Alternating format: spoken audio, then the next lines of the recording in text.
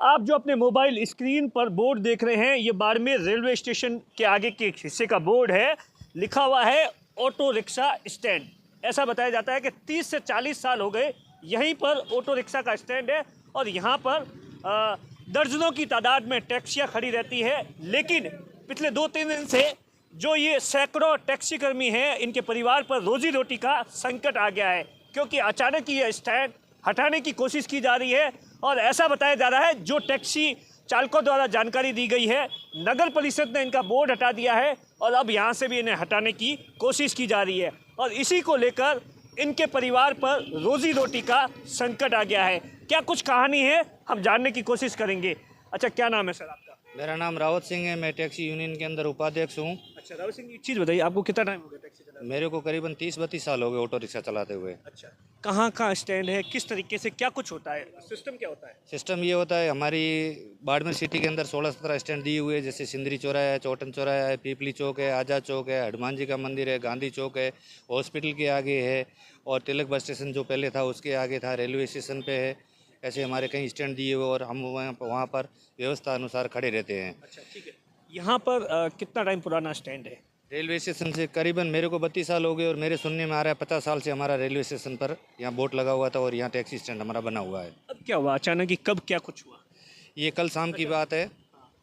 कल शाम की बात है। तो यहाँ पे क्या हुआ, रेलवे स्टेशन पर कुछ आरपीएफ और जीआरपी वाले और नगर परिषद वाले आए और उन्होंने आकर के रेलवे स्टेशन के बाहर जो ये ऑटो रिक्शा यूनियन का बोर्ड लगा हुआ था, इसके ऊपर जेसीबी चढ़ा दी। जेसीबी चढ़ा के हमारा स्टैंड तोड़ दिया है और हम आधे से ज़्यादा ऑटो रिक्शा वाले जो रेलवे स्टेशन के ऊपर ही पलते हैं और हमारे ट्रेनों के ऊपर ही गुजारा चलता है। और हमारे को स्पष्ट मना कर दिया गया है कि यहाँ पे कोई ऑटो रिक्शा खड़ी नहीं रहेगी। अगर कोई ऑटो रिक्शा खड़ी रहेगी तो उसका चालान काटा जाएगा। अभी आपने क्या किया इस?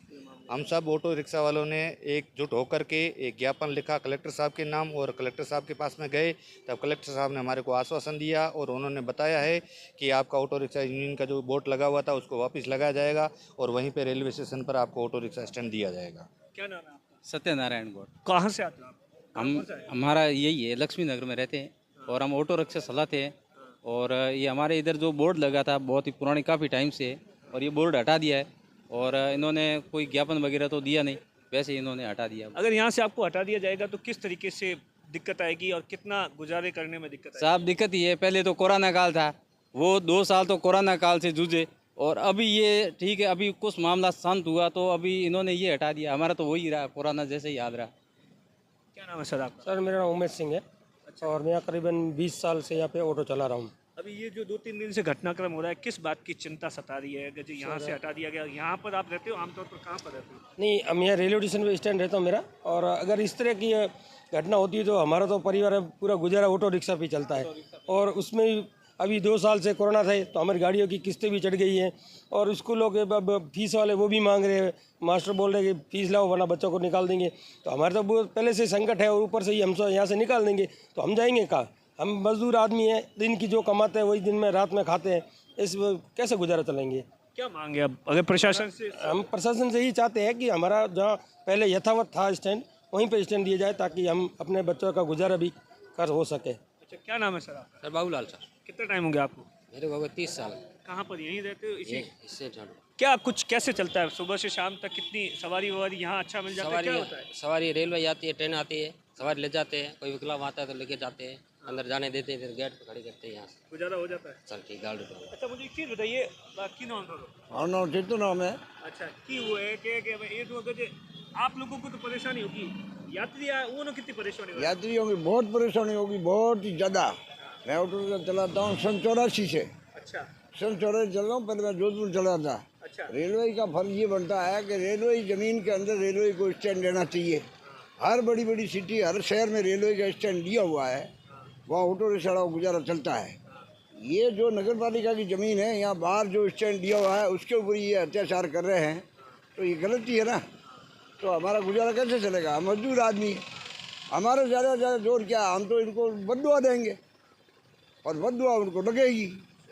अगर हमारे साथ ही मिल के रहेंगे तो हमको उनको दबा देंगे और हमारे बच्चों का गुजारा चलेगा, तो उसमें तो भला ही है ना। यहाँ पर कितने टैक्सी चालक है और आप देख रहे हो, आप कह रहे हो कि 1984 से आप टैक्सी चलाते हो, हाँ। अगर ऐसा कुछ हो जाता है तो कितनी बड़ी दिक्कत आएगी परिवार पे, बहुत बाकी बड़ी लोगों पे? दिक्कत आएगी। ऐसा एक बार जोधपुर में हुआ था, पूरा प्रशासन की हालत खराब हो गई थी। मीटर का अभियान चला था, हमने मुंबई तक के चार्ट ला के वहाँ यूनियन किया था, और वो रात में चलाते थे, रात को छोड़ के दिन में चलाते थे, और दिन में नहीं चलाने देते तो लोग कई ऐसे ऐसे मजदूर थे, वो सर पे उठा के ले जाकर होटलों में सामान पहुँचाते थे। और उसमें प्रशासन को आधी रात को पैसेंजर फ़ोन करते थे, सरकारी बसें आती थी।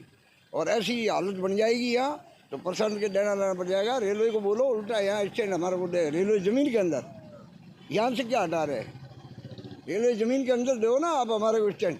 मतलब एक 30-40 साल पुराना कब्जा हटाना अपने आप में कितनी बड़ी बात है। ये बहुत बड़ी बात है, कम से कम 50-60 साल पुराना है ये कब्जा। ये नगर पालिका बोर्ड लगा हुआ है ना, हम कोई नो पार्किंग थोड़ी खड़े हैं, हम तो खड़े हैं जहाँ हमारा लाइसेंस है वहाँ खड़े हैं, और वो लाइसेंस हमारा तोड़ देते हैं तो फिर इनकी तो जास्ती है ही। और दूसरी बात, ये ज़मीन भी रेलवे की नहीं है। अरे कोई दुकानदार कह रहा है कि मैं दुकान लगा रहा हूँ तो रेलवे के अंदर तो वो डब्बा रखेगा, गिराज तो उसके सारे यहाँ खड़े रहेंगे। अब ये फ़ायदा तो इस ज़मीन का उठाएगा ना वो, तो इसमें वो क्या मांग रहा है, रेलवे के अंदर लगाओ ना, उस दीवार के पास लगाओ सामने, ताकि रेलवे का ही वो बचे। ये तो ज़मीन दूसरे की है, तो हमारे ऊपर ऐसे क्यों कर रहे हैं।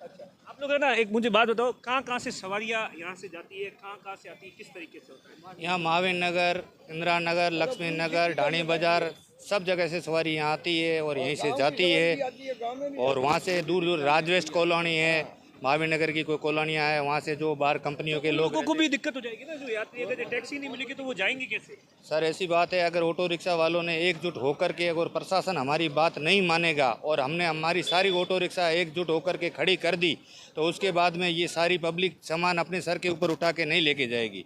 उनके खुद के व्हीकल होंगे तो वो जा सकेंगे, और हर एक के घर में व्हीकल भी नहीं है।